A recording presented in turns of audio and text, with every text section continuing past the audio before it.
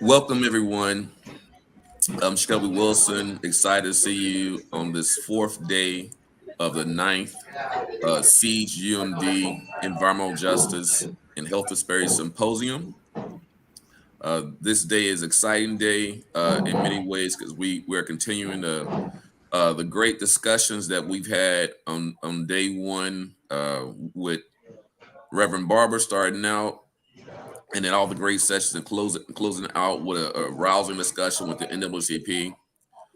Day two with keynote speakers Robin Morris Collins from the EPA, Justin Pearson, state representative from Tennessee, and also talking about EJ Gold up in them hills, making sure that the folks who are impacted by EJ issues, the folks at the front line are getting our frontline communities are at the front of the line with these resources. That we don't have a lot of EJ speculators, folks who didn't care about EJ yesterday, but all of a sudden today they want to do EJ because they see the money in form of greenwashing. And we don't want people doing extractive capitalism and pain pimping in this movement. It's a movement about change and social justice and change for the people, right?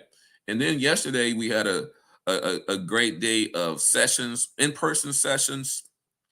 We talked about really transitioning from day one, day two, talking about more national, international issues and getting it down to more of a regional perspective. So we started out talking about the Thriving Communities Technical Assistance Centers. These are centers that are being funded by the EPA to provide technical assistance, capacity building support to frontline fence on communities experiencing environmental, energy, and climate justice issues across the U.S.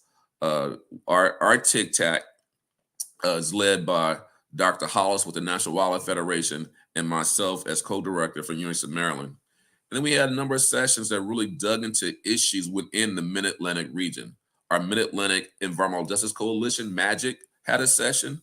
And I think that session went well with many sessions around with air quality issues and what communities are doing within the Mid-Atlantic region to work with partners, to be organized, right, to address environmental, energy, and climate justice issues.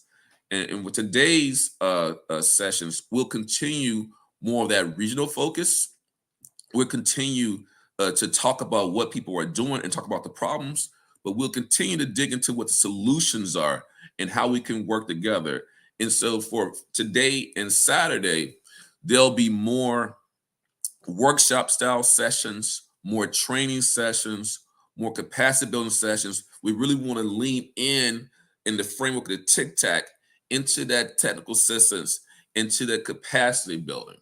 So again, really excited for the start of this day. Unfortunately, we couldn't be in person together. So because of a football game at University of Maryland that was prioritized over other activities, just want to say that. And so we had to shift. We had to make a way out of no way. Maybe that's not the right phrase to use because it's not like it's that big of a deal. But again, we had a plan to be in person and we had to shift to be virtual. And so hopefully everyone online, on StreamYard, on YouTube, on Facebook, you're excited about today's sessions. We're going to have this first opening session talking about the TCTAC some more in Region 3, but really digging into discussing what's happening with our community hubs, what they're going to do, what their plans are, talking about more who they are and the issues they've been working on. And I'll talk about that, but let me slow down a little bit and shift. I want to make sure I make a few announcements. Again, because we are virtual, many of you who were supposed to speak at the symposium are in your hotel rooms speaking. So I know many of you are maybe at the Home 2 Suites or at the Marriott. Today, there will not be any lunch served for folks. So hopefully you're able to get your lunch on your own. Tonight, there will be food available, I believe, at the Home 2 Suites, and there's going to be a shuttle to Home 2 Suites. So we will be providing food at the Home 2 Suites. So for folks at the Marriott, please, take the shuttle over to Home 2 Suites so you can have some dinner together.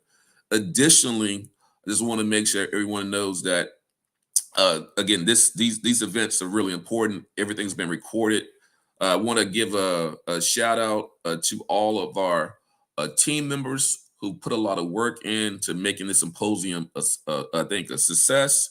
So Shanice King, also Pamela, Ariel, Paul Kavanaugh.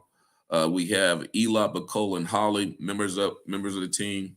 We also, of course, have our PhD students. Vivek. Vivek has been holding it down, monitoring a lot of sessions. He's been doing a lot of the lead work on our air quality work as part of hyperlocal air quality monitoring, and in the DC area, also in New Jersey, and a lot of work with the community partners in Curtis Bay, South Baltimore Community Land Trust, Turner Station, also the work we're doing in Cheverly. We also have Blaine's been providing a lot of support for that work. Then we also have our new team members, Marlena, also Melissa and Dr. White, who've been providing support, and Lakeem, who's been brought on board to provide support, assisting with some of the IT work. So really appreciate everybody. And also just a shout out to our sponsors again, as we've done before, Meta. We also have the Waverly Street Foundation. We have Bezos Earth Fund, Yellow Chair Foundation, which is now Skyline. We also have funding from Namate, and then our collaborators and colleagues at Johns Hopkins Charm Center provides some support, and there'll be sessions today where we have folks from Charm Center, which is a center that's focused on providing science support to communities in the Baltimore area, the larger Maryland region, including in Pennsylvania. Science support to communities who are experiencing environmental health issues, particularly those communities that are experiencing environmental justice issues. So thank you for your support as well. And also to all of our partners who help to co-organize sessions. So the Environmental Defense Fund, we've got our faith partners, Interfaith Power and Light, AME Church, United Church of Christ, and others. So really want to commend everyone for chipping in and helping to co-organize sessions, and also chipping in to act as moderators and folks who volunteered to make sure this symposium is a success. So thank you for that. And then last, before we transition back to the session, just want to make sure everyone, as we move forward in doing this work, the importance of supporting other communities who are experiencing climate disasters. We know we've had climate disasters, the wildfires in Canada. There's wildfires across the world. You saw the wildfires in Maui. You know the recent floods in Libya. We have to support those who are dealing with the loss of family members, prayers for those families, and support those emergency responders who are out trying to find people in those floods. So let's just want to stop to have a moment of silence for those families, those loved ones who are experiencing the flood disaster in Libya. I'll be quiet. Just want to do a quick moment of silence.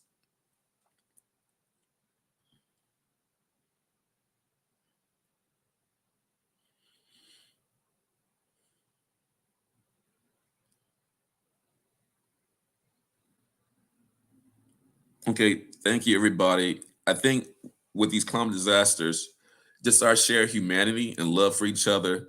Just I think we said during one of the sessions where I think Robin Morris Collins talked about the book of John Lewis about being in the house and the winds are blowing and how the kids have to clasp hands together. We have to clasp our hands together with all our folks across the world who are experiencing these climate disasters and come together in solidarity. So I just want to have that moment of silence and make sure we're providing support in ways that we can to everyone in this country and around the world, as you saw in Libya, who are experiencing climate disasters.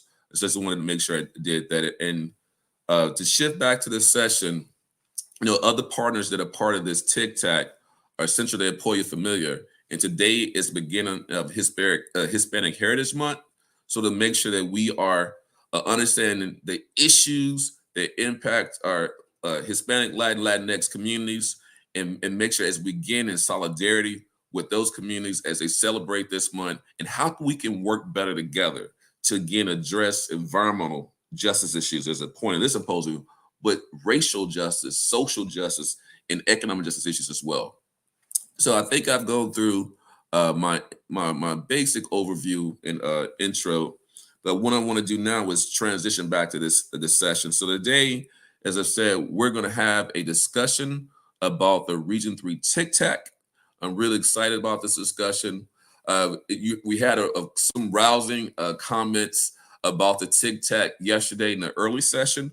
We had a really good discussion about, TCTAC and our match, our Mid-Atlantic Climate Action Hub, as part of a session yesterday where we had a chance for the partners across the two projects to talk to each other. And then we had a great discussion at the end of the day, which I didn't get a chance to mention in my overview earlier, with Dr. Beverly Wright, who's the director of the Gulf Coast TCTAC that covers both parts of Region 6 and Region 4. Dr. Cito, Region 10, I believe. I'm going to keep messing up this. Region 9, Region 10 covers Washington State. Dr. Haas can correct me when she comes up, but I always get those mixed up for some reason. In other states, Oregon. And then also we had members of my team, of course, myself and Dr. Hollis on that panel. It was really an interesting discussion because we had a chance to think about some of the challenges that we're experiencing as these TCTACs and some of the pressure and the expectations of these TCTACs providing capacity building support and technical assistance. But also it was great to just kind of hear what Dr. Wright was thinking and doing as part of her TCTAC. And I think Dr. Hollis and I in real time, we're just trying to figure out, what some of those things that were shared, would they work for our TCTAC, and how can we, share some best practices, some lessons learned as we move forward and launching this TCTAC. So our session yesterday was really, the early session was really kind of a soft launch of the TCTAC. The official launch will be next Tuesday, September 26th, where we have at 12 o'clock at the Trinity Church, which is in Ivy City. And Sabrina will probably talk a little bit more about that. And so it's been hosted by Empower DC, which is one of our TCTAC partners.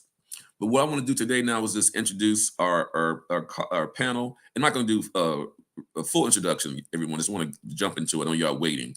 So we have Sabrina Rhodes, who's an ANC from DC, who works with Empower DC. We have Michael and Maria Pan, Mama Son tag team, Centers of Eastern Shore Health and Success Environmental Health Network.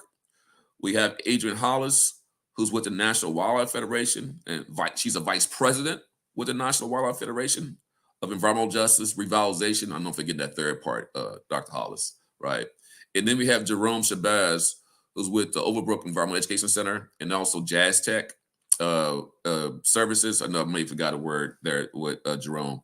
But these are Sabrina with Empower DC, Michael, Maria with Sesson Shin, Jerome with Overbrook.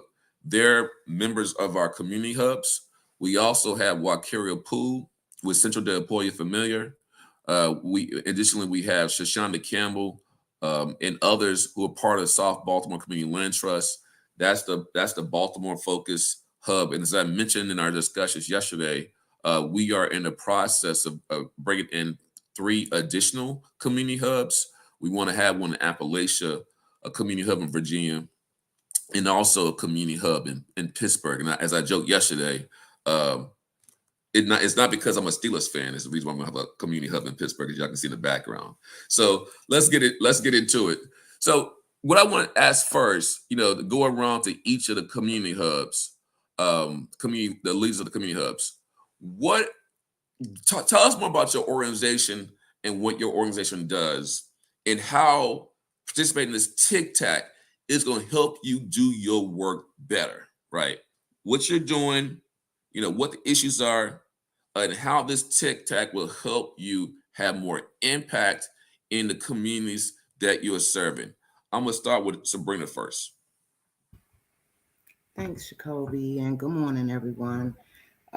Yes, Empower DC is here in Ivy City, and what we do is basically the organization is empowered by its residents, by the members. So we put the power into our hands and help give you the information to be your own advocate, and also to advocate for your neighbors, especially those that can't speak or don't want to speak. We fight against housing injustice, social injustice. We become powerful in this environmental injustice, racial injustice. fight against slumlords. And right now, with the TCTAC, what we're going to do is empower the residents to know what's poisoning their health and identify language barriers, identify the polluters, identify ways on fighting the polluters, identifying allies within the elected officials, and educating the community on how to put in complaints, on how to do outreach, on how to understand the impact that the pollution and the polluters are doing to our community and how to fight back. Understanding the fines. I mean, it goes from basic to internet service and making sure that everybody understands the process and the policies that's destroying us. Because as we know, the district has put developers and polluting industries ahead of the residents, ahead of the people, and also which agencies are putting these polluters in our communities and making sure that there are consequences, and what our urban planners are doing to plan our communities out and making sure that we have a seat at the table. So in all these processes, we're making sure that we are at the table and we understand the process. Thank you for that. Mike and Maria, go ahead. So I'll start with Sentinels of Eastern Shore Health is on the lower Eastern Shore of Maryland. Sussex Health and Environmental Network is within Delaware. The main industry we have here on the Delmarva Peninsula is poultry. And, you know, this came up yesterday in the magic session that was really good, talking about, you know, why are these things happening? And it's power and it's money. Part of the problems that we see over and over again within different communities, and they're communities that may have be linguistically isolated. They're communities that do not have a large political voice. They are not big donors, and unfortunately, this goes on. And we were talking about, you know, before the session about the documentary last night. People are living and breathing without clean water. They're breathing in air that is not healthy for them. There's a lot of asthma here. We have a lot of problems because of agencies not having the political will to do their job and enforce to protect people's health.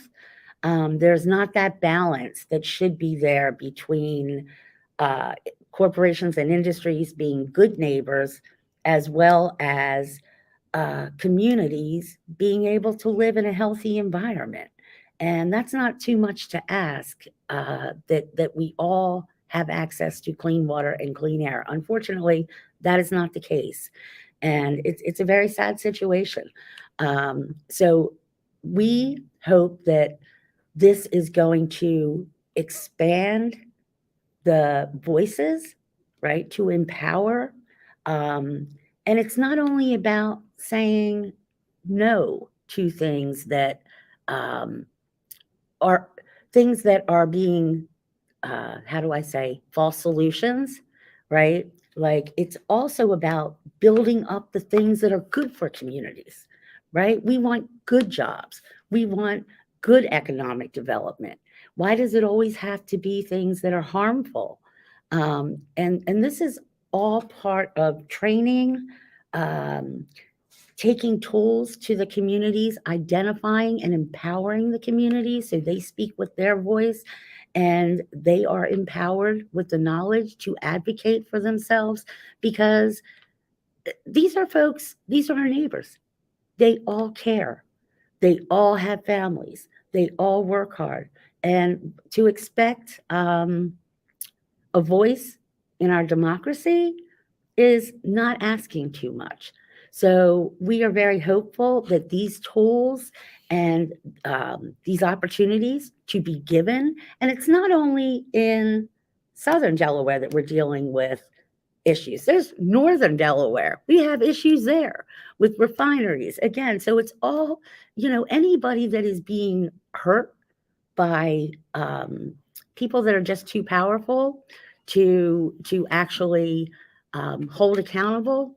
We hope that this changes things, that this gives actually the tools and the ability of communities to have a louder voice and meaningful participation in zoning, in policy, in things that matter. What do you need to fight money and power? You need money and power, and that's why I think the TCTAC is an excellent opportunity for the communities that we work with, because that's the issue, is that these communities are resource constrained. It's tough to stand up a community-based organization to be able to fight for something you want in your community unless you have the right tools, the right skills, and the right resources to make that happen. So that's why the TCTAC means so much to the Eastern Shore, is because we know communities that are hungry to go out there and stand up for their environmental rights, stand up for their public health rights. And finally, with the TCTAC, they have that opportunity. Thank you for that. To fight money and power, you need money and power. One of my mentors I love to talk about all the time, Omega Wilson, always said, you can't go into the meeting naked with lawyers. You got to have your own lawyers. Right. So you got to have your own lawyers. You got to have your own people. You got to have your own infrastructure. You got to have your own team. You got to have your own squad. So Jerome, thank you for that, Michael, Maria. Jerome, let's go to you. Jerome, you got some background noise. Maybe you got background noise. Yeah, someone recommended that we come down to this business center. I should have stayed in my room. Go ahead. But nevertheless, the Overbrook Environmental Education Center and JASIC Development Services, we're in Philadelphia, PA, and it's one of those big urban settings where we realize that there's a great deal of environmental justice, and many of our mapping tools, the entire county is an environmental justice community. But our work, we anticipate, will not only be in the Philadelphia County, but in Pennsylvania, the entire Commonwealth. And so what our primary role is to become more explicitly a convener around bringing resources to those communities who need it the most. For the past 25 years, the Overbrook Environmental Education Center has been focusing in on environmental education, environmental awareness, around climate, showing the intersectionality between just environmental justice, health, community, and the quality of life for those people who've been marginalized around this work. And so our convening work will allow us to collaborate with a variety of stakeholders.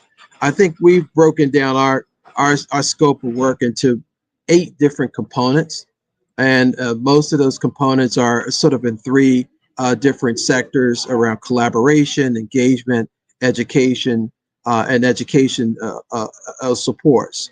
I mean, I think it's important that in our conversation that we deconstruct the acronym. We keep talking about TCTACs, but really the TCTAC is Thriving Community Technical Assistance Centers. And so the thriving community component can't get lost in all of it. We can sort of commercialize the acronym, but the real essence is really seeing, our objective is bringing benefit to our constituencies and being targeted around what our outcomes are. We see our outcomes as preparing people to better able to apply for federal grant funding relative to climate and environmental justice issues. And so we're not all over the place with what we can and cannot do, but we definitely want to make sure that we mitigate our expectations with our constituents.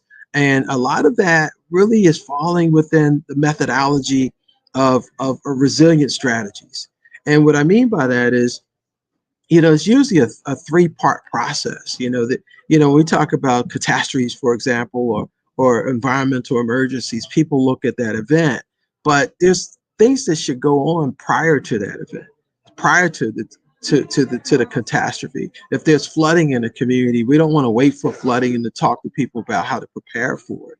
And then after you look at the preparation and the event, then you need to talk about what recovery looks like. And so the education that goes around this sort of preparedness, this thinking about resilience relative to environmental and climate issues, is something that we imagine ourselves being at the forefront of helping to educate our communities about. So collaboration with our partners to design sort of competitive and publicly established RFPs around grant making is a big part of what we do. We want to participate in the development of separate RFPs that could help in non-competitive ways. There may be philanthropic dollars that we can begin to identify with folks in terms of what it is that they can do to leverage some of the environmental and climate issues in their communities. We want to engage in outreach and promotion around those grant opportunities so people know that they exist. A lot of folks are just not even aware of where these resources are. And so we want to make certain that we become sort of a clearinghouse where people know that they can go to a very particular place, a thriving community technical assistance center, which Overbrook will bill itself as, where you can get that type of information. We want to provide communities and stakeholders engagement around how to identify and prioritize their structures so that they could be better qualified for grant funding and grant opportunities. We're going to provide the assistance that's necessary for people to understand the language, the preparation, what it takes to even be able to get online to those portals that make you eligible, the antecedents, the preparational work. Whether people have their DUNS number, whether people have their 501c3s, whether people have their UEI numbers, all of those things that are necessary for you to be a responsible applicant. We want to make certain that people know that you can go to this thriving communities technical assistance center and get that support. And so I think in the beginning, I do believe that it's about sort of mapping out what it looks like for people to become aware of you, and that our methodology is always to seek to understand before we're seeking to be understood. But at the same time, we want to be able to put the messaging out there to let folks know that we're here to help and we have resources. And not only do we have the resources of the Overbrook Environmental Education Center, but we have the resources of our network. Our network has power. Our affiliation with National Wildlife and our affiliation with University of Maryland, all of that is part of the network. All of that is the power that we bear, and all of that is part of the resources that we intend to bring to our constituents in the Commonwealth of Pennsylvania. Oh, thanks for that, Jerome. And I think, yeah, you make some really important points and not getting stuck with the acronym TCTAC, and really focus on the thriving communities piece. Which again, how do we build thriving communities? What are those elements, components that makes a community thriving? And going back to some of the feedback we had in the discussion yesterday with Dr. Wright, her roadmap example, how do you, as a hub, really do your work within your region to help do a needs assessment? What are the needs of the communities, right, in your region? What are the needs of the folks? So what are the issues? What are the needs? So basically, doing that first. And I also appreciate you saying, as it relates to your work plan, we'll get back to this with Sabrina and with Michael Maria. You said that education, and you also said educational training and outreach were some of the main parts of your work plan. One of the things I want us to get back to from our conversation yesterday was, what are the true costs of doing this work? That was part of the conversation we had yesterday. And then you already said it, I think, Jerome, and maybe also Michael said it. What is the additional funding that's needed to help cover the true costs? While the foundation is important, and I can come back to Dr. Hollis with that point.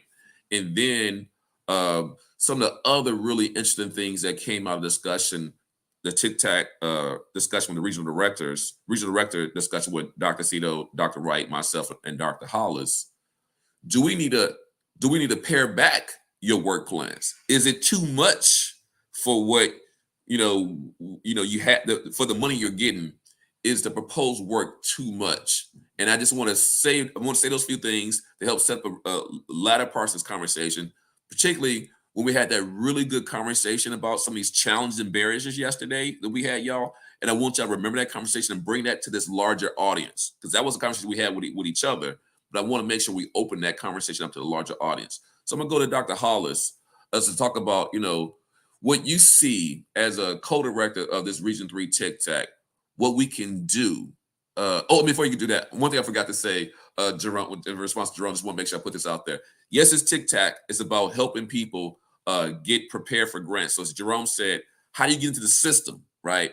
How do you apply for the funding? And then how you manage the grants. Don't want to forget the grant management part. That's one of the things I'll be remiss to say, and what Brother Mustafa said, this and others, don't forget, and Jerome knows this, we got to also be in that two things, in the workforce development game, that piece of it, and contracting, we got to be in that as well. And the tax credits, there's a whole lot more money. We're talking a lot about grants here. There's a lot more money in the tax credit space, right?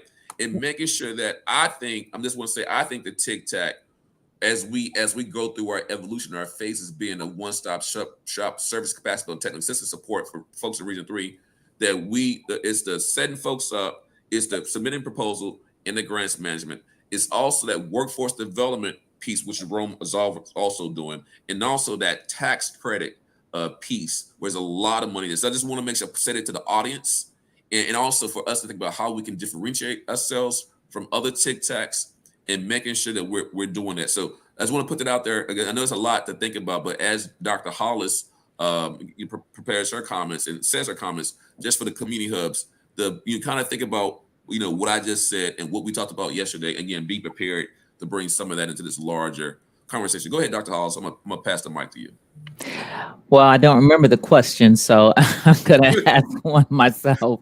Because we talked a lot yesterday, and I think it's we want to focus on these powerful people here, and everybody talked about the importance of what needs to be done and what you plan to do, and I think I have a very hard yet just one sort of sentence question that I was really thinking about along the way, but more so yesterday after listening to Dr. Wright and other people talking, listening to our discussions in our roundtable. I just want to know from everybody, what does the success look like to you? And not those individual meeting those 8 Jerome criteria, but what does it look like after this grant period is over? You know what I mean? I know it's going to be different for everybody. Can I jump in on that? Oh yeah, this is for you. Yeah. For you guys. So it's interesting. We always look at what we call our success proposition, and our success proposition, we break down the idea into a system. So this is not a one thing objective that we're looking for as an outcome, but the biggest and most initial outcome is the awareness.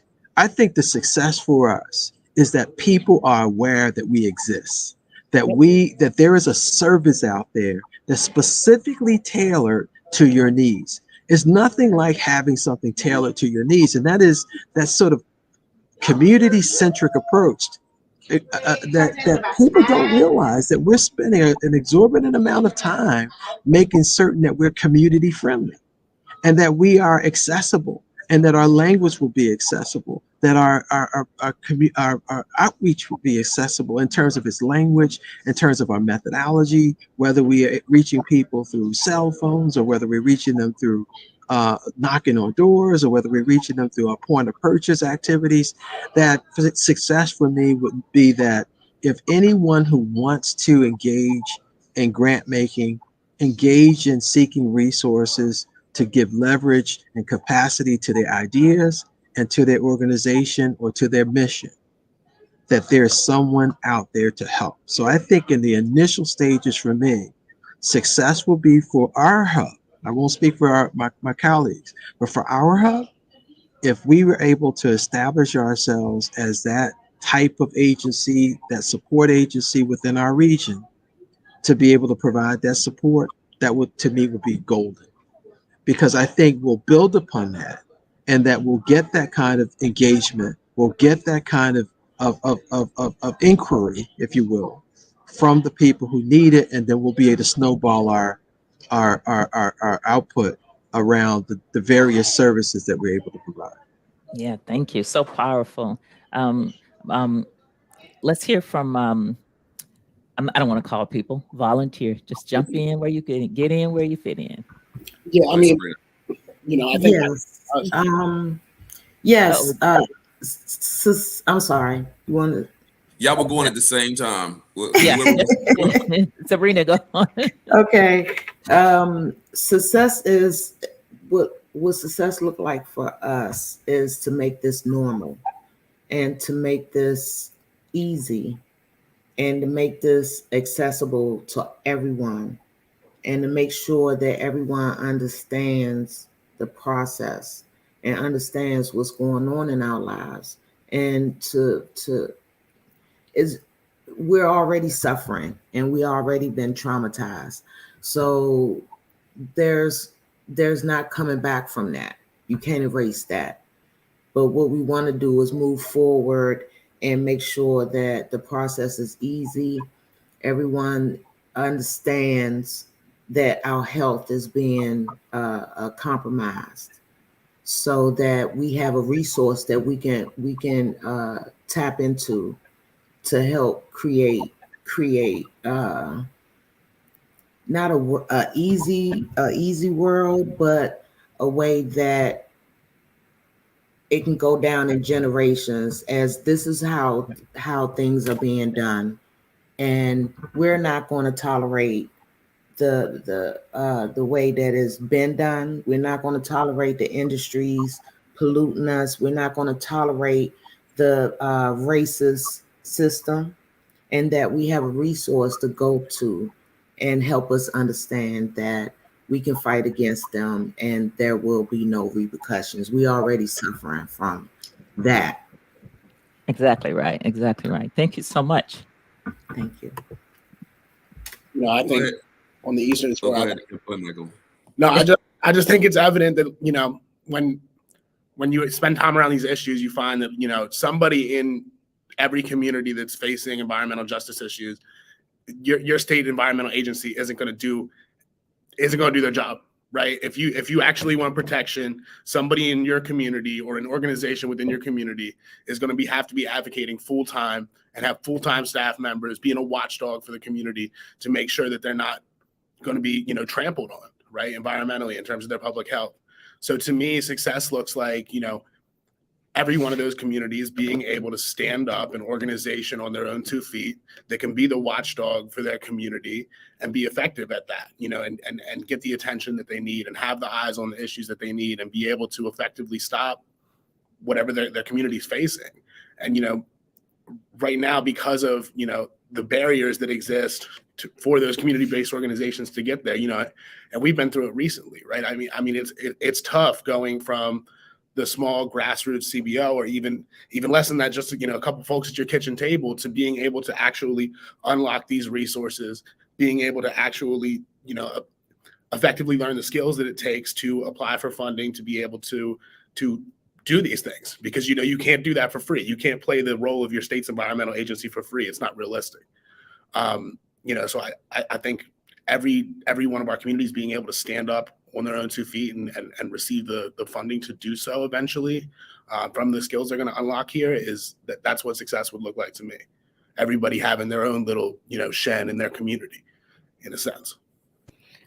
Yeah, I'm going to jump in on that, because I think it's a combination of everything said. It is awareness.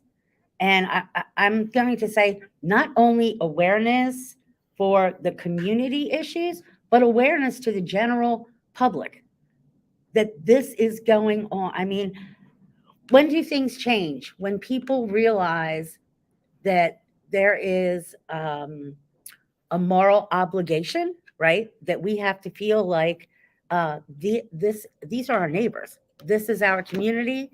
Human decency tells us it's not okay that some people have and some people don't. And I'm talking about just clean air and clean water, right?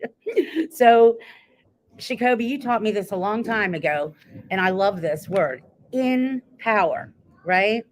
When communities find that they don't have to have fear, that they have the tools now, right? We can bring the tools so that they can go in confidently and speak. And that's, we're starting to see this just within like the mini grants and the things from Match that we were talking about yesterday, working with the communities. So appreciative, so excited.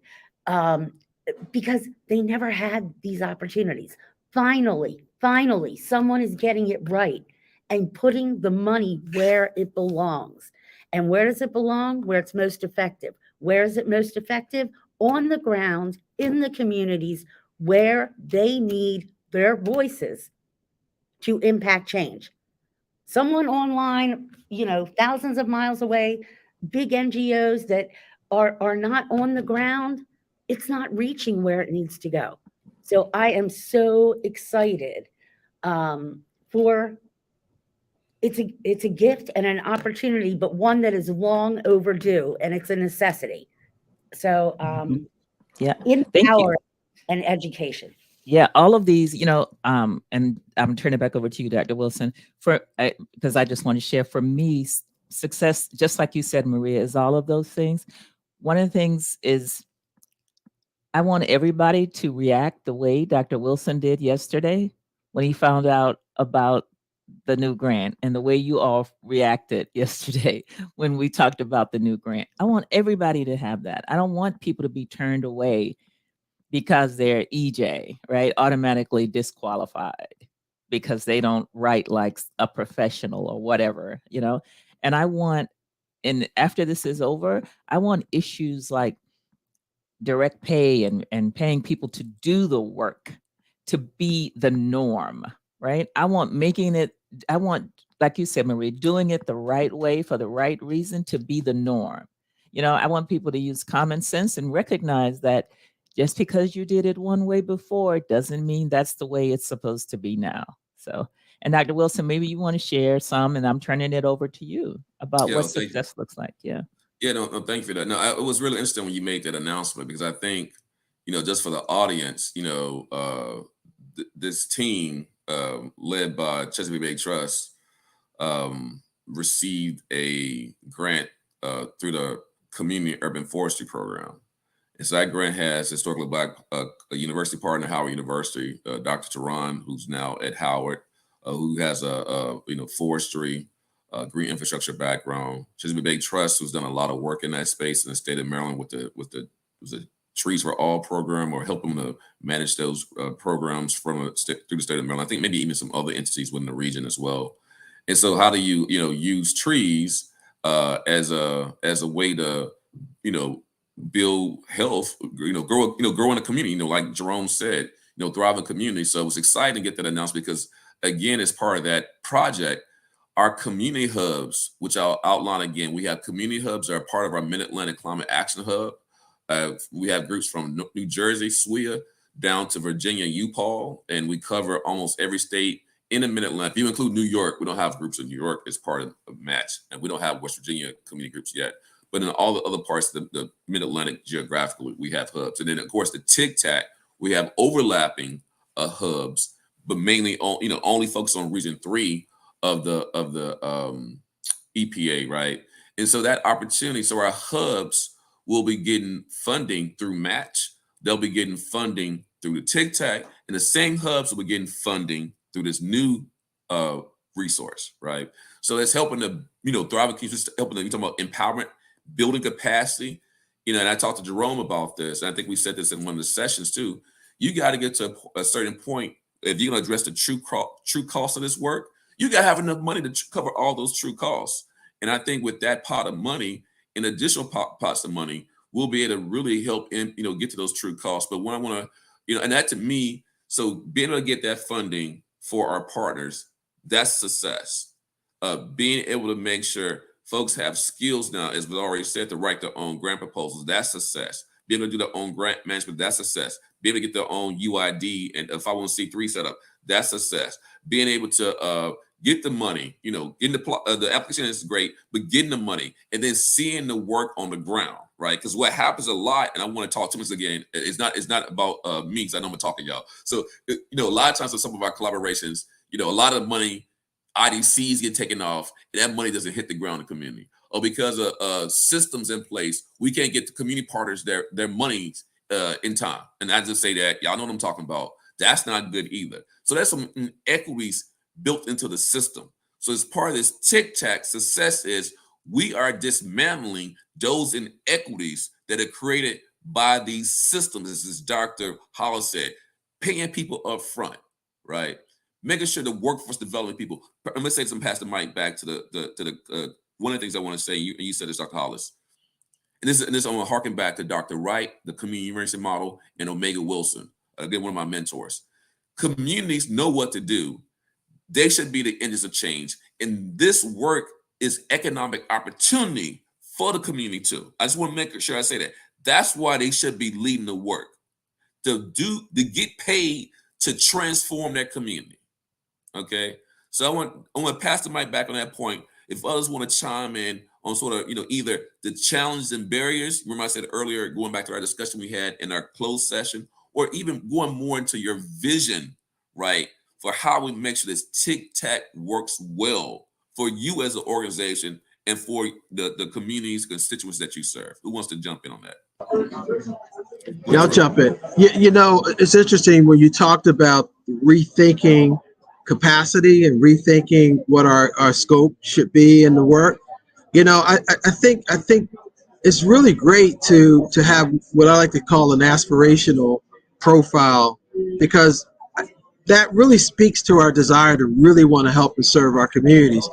But ultimately, what we're going to end up doing, I believe, is creating some type of. They're interviewing like about 50 students out here, so. But hopefully you can hear me. But I'm hopeful that at some period, soon, that we'll start looking at asset mapping, determining what it is that we really have as an advantage, and to see ourselves more as a system and a team as opposed to individual hubs, right? So we can leverage each other's benefit, because some things we might do very easily here that maybe Empower DC we can help with, or vice versa, or something going on the Eastern Shore that they do like extraordinarily well that we may not have capacity, that they could be able to help us. So I wouldn't want to randomly decide that the scope of what we're intending to do may not be too broad, or may be too broad. It could be, but I think we want to make certain that if we can leverage the advantages that we bring to the table, that's part of the elegance of our diversity in the first place, And I think that internally, as an administrative strategy, is what we're going to bring as a benefit to the folks that we serve. But I think there is a secondary conversation too around repetitive support services that may be centralized versus the things that are very geographically specific, very regionally specific. There's some things that happens in some parts of Region 3 that may not play over the same way in other parts of the region. And I think that having those kinds of very honest and explicit conversations about what that looks like is going to be an important part of how we move forward. Cool, thank you. Go ahead, Sabrina. I want to say, when you mentioned about challenges, there are many challenges, especially in a community that's been treated unfairly, that's been neglected, that's been traumatized by a lot of the racist systems that's going on here in the nation's capital. And first, we have to realize we're in the nation's capital. We represent Empower DC. It represents DC, and a lot of our communities shouldn't be going through what we're going through. So that's for one. And some folks think it's normal, and it's not. And we have to break through that barrier to make sure that people know that we don't have to live in mold. We don't have to live in infestations. We don't have to live with developers pushing us out of our communities. Ivy City is 150 years old, and the church, Trinity Baptist Church, where this big meeting is going to happen on the 26th, is 132 years old. That was had someone throw a Molotov cocktail when they were burning down Black churches, and this was one of the churches that was set on fire because it's a Black church. So we have to, some of the barriers is that we've been shut down and beat up. And then we have to empower the people, and it's going to take money to do this. It's going to take time, and it's going to take energy. It's going to take a lot of educating residents that didn't know any of this, don't know any of this, don't know about grants, don't know about environmental racism. All they're doing, and me included, living day to day, taking care of your families, taking care of your home, going to work, making sure the kids get to school. So, and that can be a barrier because we need their time.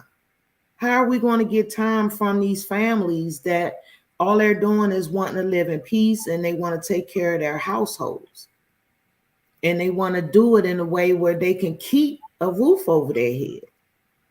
So that's going to be a barrier. We have different cultures in our community. It's going to, we need ASL interpreters. We need folks that speak different languages to reach out to these families so they can understand exactly what's going on, because we're living in, and this is our home.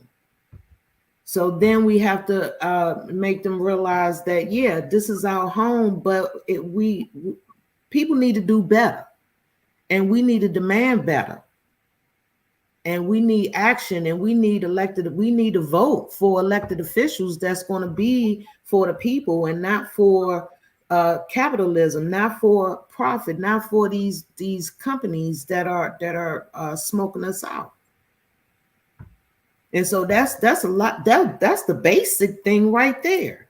On top of internet service, going on these websites, doing comment periods with the EPA, understanding what toxic substance chemicals are, understanding what chemicals are in our community, understanding what exactly is polluting us, understanding the like I said yesterday, the idling. That's something that people don't even look at. A truck just sitting there running this engine for an hour when that's against the law. So we're gonna have to educate a lot of folks on just the basic laws that's not being implemented. Thank you. I'm gonna go to Mike Maria next, and then Dr. Hollis, you can take the next question after they respond. Go ahead. Dr. Can I respond? Because Sister Sabrina mentioned something that just really triggered my mind, and I think it's really an important thing. At the center, at the Overbrook Center, we call this type of work that we're doing the continuity of dignity services. The continuity of dignity. Because at the end of the day, we're trying to preserve the dignity of our people, irrespective of where they are, because we've been burdened in so many different ways that there has to be something for us that we wanted to look at as a hallmark, as a beacon for what it is that we're really all about. And for us, it's about preserving the dignity of the people. Thank you for that, Jerome. I just wanted to throw that in. Mm-hmm. No problem. Thank you for that. Go ahead, Maria and Michael.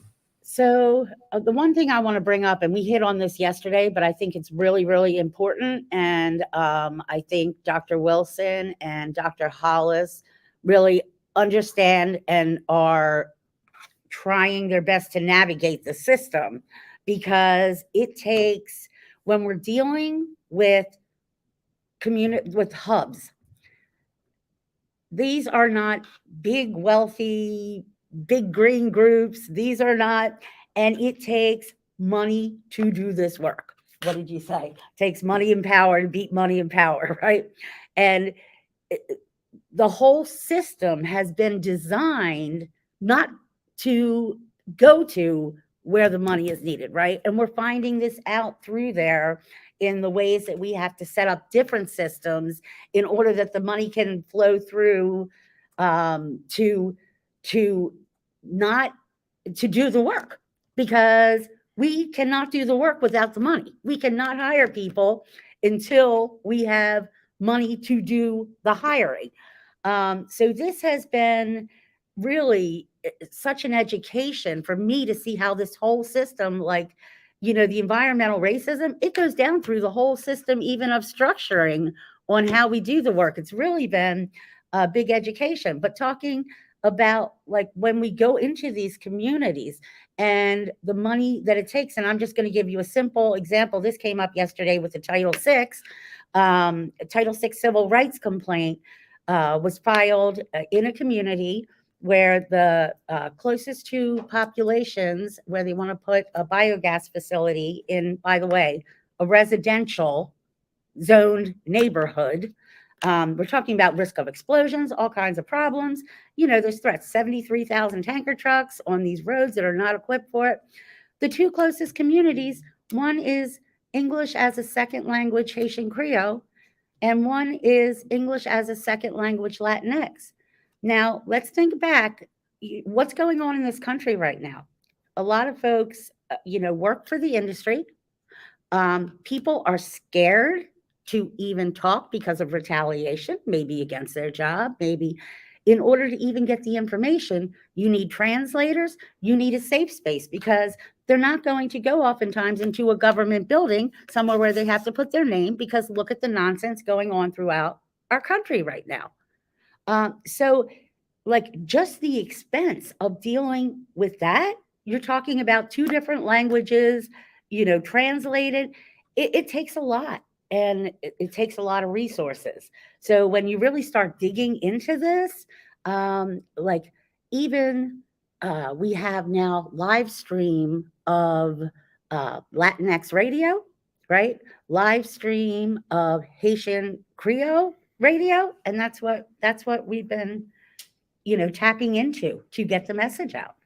I mean, just to echo some of that, I mean, it's very evident as you get into here that the money, the previous resources that have been allocated for this type of stuff, it really was never designed to be able to reach like true community level work. And that's evident through, we've been involved in managing a very small amount of resources that we've managed to stretch very, very far, and have been doing that for, 5-6 years. Right, and have done an excellent job thus far, and never had an our own EIN and an accounting department and a doctor that was able to write, highly technical grant proposals. And like as you get into this work, you realize that these are the types of things that you almost need to access the resources. Right? Okay, well, y'all want to apply, you're going to need an EIN. Well, how do we get that? Oh, well, you got to pay a couple $1,000s to this consulting firm so they can set y'all up, and then you should be good to go. Well, where are we going to get that? All right, well, you don't get paid until you get through this work, and you're going to need to be working for 8 to 12 months until you well, how are we going to pay our bills if we can't get paid until the work's done, because we need the money to do the work? It's not going to work that way. How are you going to write a grant with, why does the language need to be such that a doctor needs to write it, or somebody that's, got a master's in, in writing to be able to get funding, right? It's, when the people that know how to do the work, not all of that is truly necessary to actually get the work done. And all that stuff costs money, right? So it actually ends up sucking a lot out of the system that y'all, you wanted to be able to go for true work on the ground. And that's why we see, the money going to, the resources going to these big NGOs, right? And then it gets wasted on Zoom meetings and all kinds of admin tasks and all the, all this stuff that's not really necessary for work on the ground. And, I think navigating through this in what we've been doing and working on over the past couple months with the TCTAC has been a learning experience. And I think it shows a lot about how we can do better. Thank you. I have to say, it has been a learning experience for me, y'all.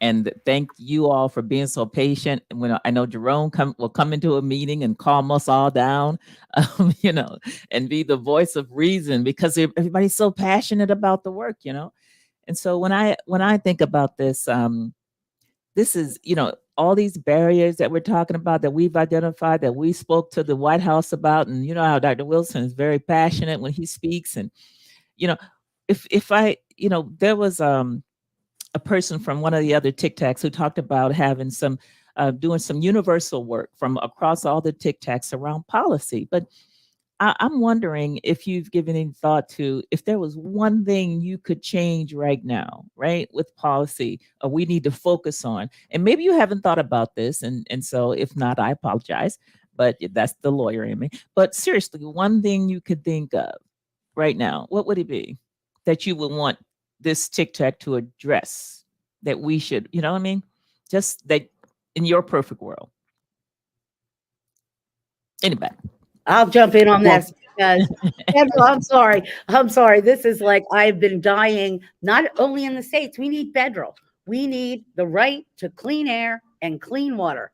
This should be a human right, and that we need federally, right? How we're trying to add it to the state constitutions. This needs to be a federal law, a constitutional right. Mhm. I agree with Maria. This should be a constitutional right. We shouldn't have to bite and fight and scratch for clean water, clean air, and to live free of toxins. We shouldn't have to fight for that. That should be a given right.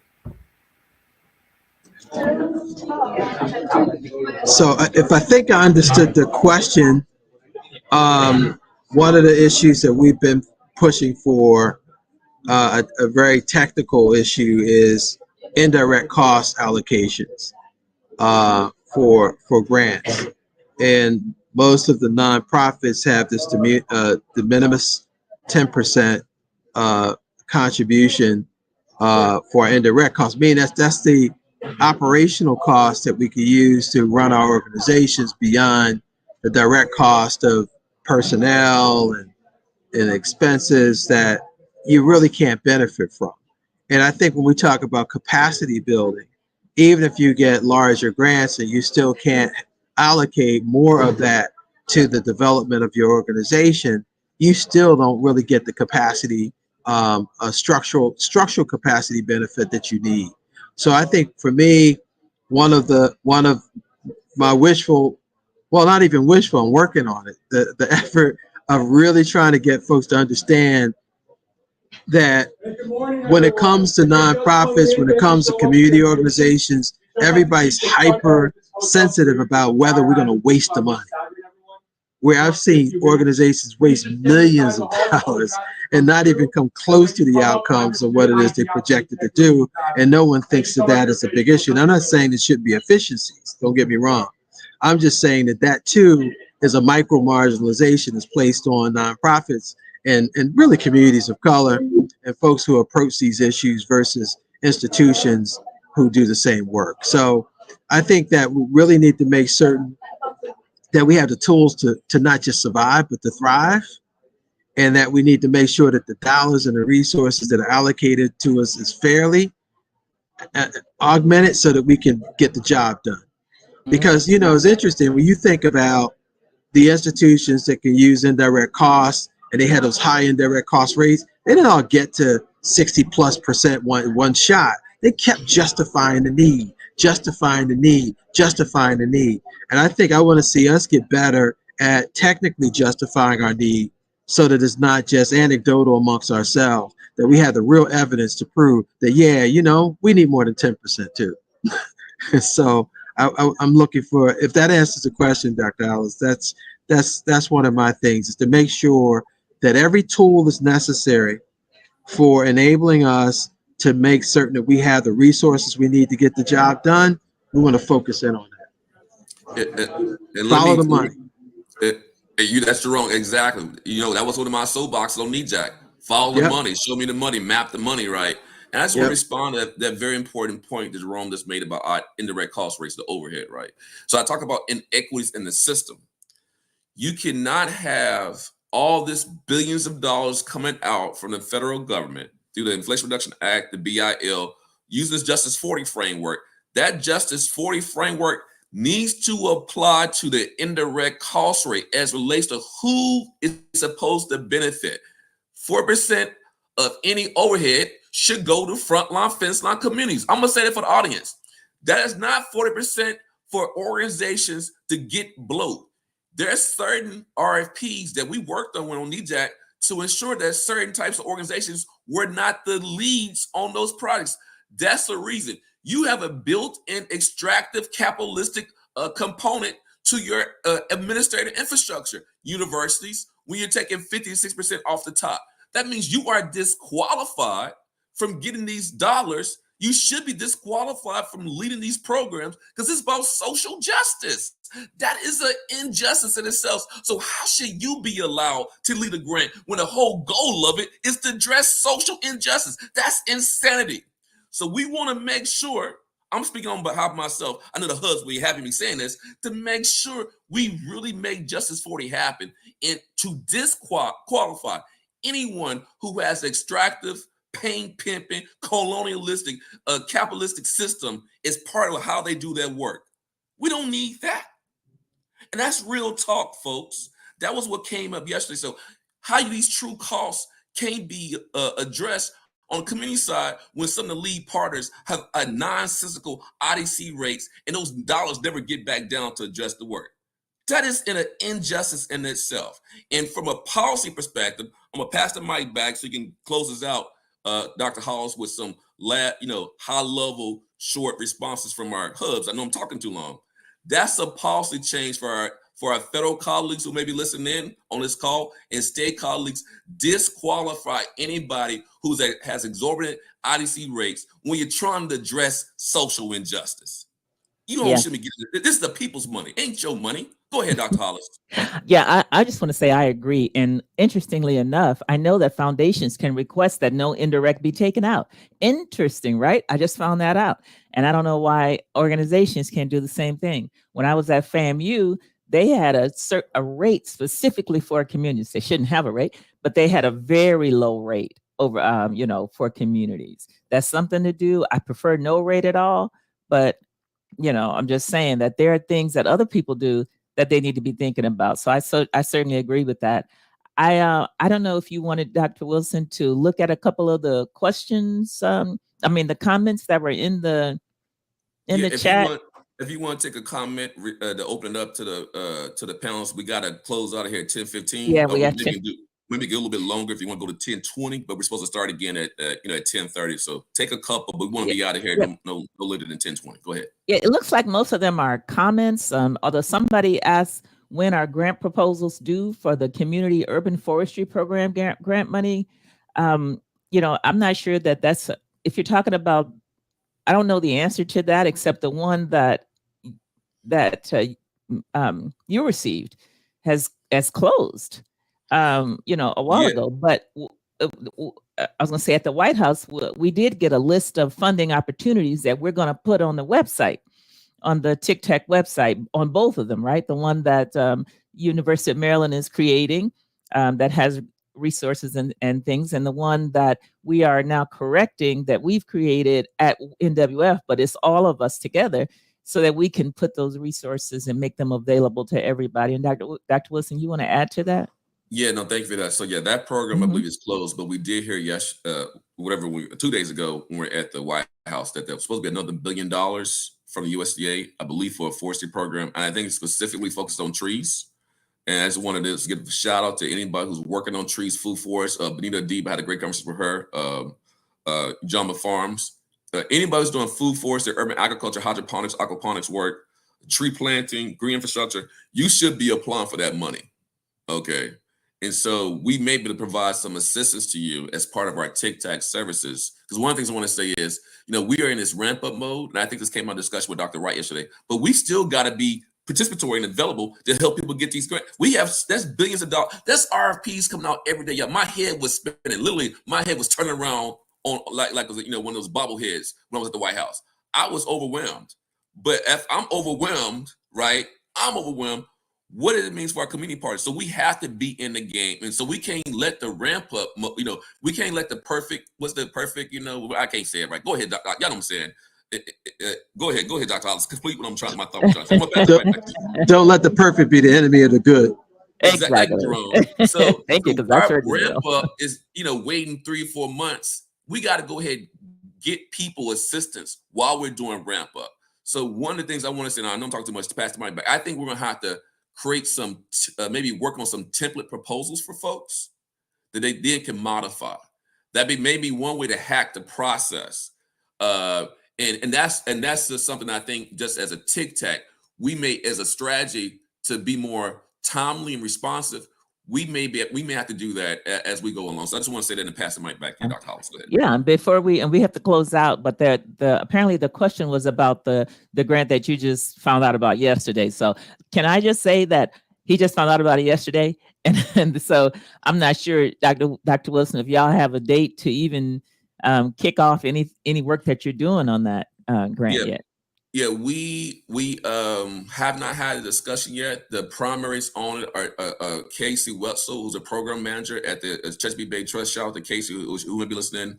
Also, Dr. Lemire Tehran, who I got to know the last several months, who's now in the Equity Environment Department. Maybe misstating the correct name of it at Howard University. And we had a little text exchange about we're gonna have to find a time to meet to talk about next steps, but we do not have a launch for that.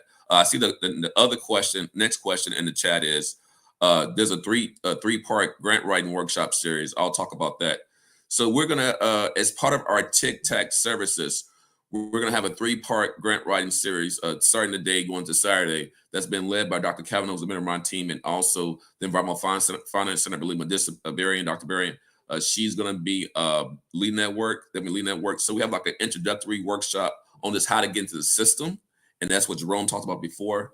How do you then start looking at what are the second workshop? What are the elements of a grant proposal, and trying to understand those basic elements of the grant proposal.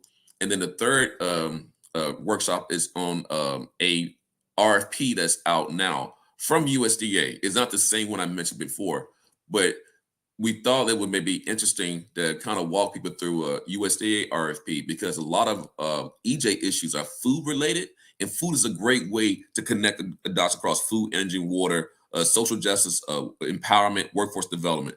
So that's the 3-part series. How to get into the system as an organization, what are the basic components of a grant proposal, what you need to submit, and then focusing in on an actual RFP and giving folks feedback on that. Go ahead, Dr. Hollis. We have to close out. Before we finish, I do want to, one thing, thank all of our panelists. And I'm so blessed that I already met Jerome at past Siege meeting, a symposium, but to my new friends and colleagues. And we're going to end with an announcement that Sabrina wants to make. And yeah. Yes. Thank you, Dr. Hollis. Real quickly, the U.S. Environmental Protection Agency and U.S. Senator Tom Copper invites everyone to join us alongside the National Wildlife Federation and their partners as we announce the new Mid-Atlantic TCTAC, Environmental Justice Thriving Communities Technical Assistance Center. The EPA has selected 17 awardees across the country to each receive at least $10 million to remove barriers and improve accessibility for communities with EJ concerns. So on September 26th, at 2023 at 12 noon, it'll be here in Ivy City, Washington, D.C., 1814 Central Place Northeast, which is Trinity Baptist Church, as Dr. Jacoby mentioned earlier. It'll be U.S. Senator Tom Copper, Adam Ortez, who's the Region 3 Administrator, Dr. Hollis will join us, Dr. Jacoby, and also community members will take everyone on a tour of Ivy City. after the announcement and after the event. Okay, I'll take the mic, Adrian, Dr. Hollis. So thank you again to our panelists. Thank you everybody for joining us for this great session. Thank you, Jones, for this great session. I just want to make sure everyone goes to the sessions, enjoys the rest of the day. Again, this day is really about what we're doing in the region, and what are some of the tools and opportunities, mapping tools, sensor tools, other tools that you can use to help address your local environmental justice issues. And so please enjoy the rest of the day. Attend our lunchtime faith plenary, and come back at the end of the day to listen to our session about financial empowerment in the greenhouse gas reduction fund. So thanks. Enjoy the rest of the symposium and have a great day, Thank everybody. you. Bye, everybody. Okay, bye-bye.